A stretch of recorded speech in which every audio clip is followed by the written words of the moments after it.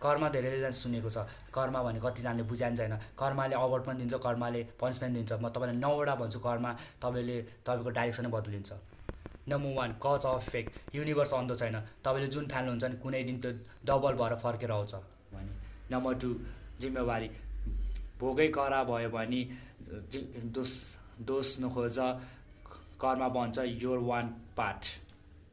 Number 3 कर्म important. चाहना सबैसँग हुन्छ, अनि जसले भविष्य बनाउँछ त्यसले काम पनि गर्छ। ग्रोथ कर्म।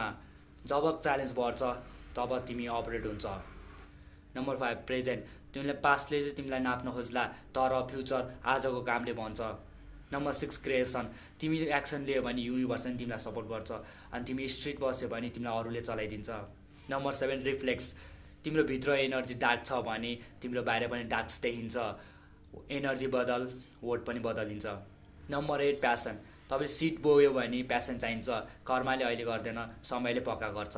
Number 9 consistent. एक दिन तिमीले काम गर्यो भनेर डेस्टिनेसन बन्दैनन्, तिम्रो त्यो ह्याबिटले नै तिम्रो फ्युचर बनिन्छ। युनिभर्सले सिग्नल दिन्छ, तर कदम तिमीले नै बढाउनुपर्छ। कमेन्ट गर आई अपरेट माई कर्म।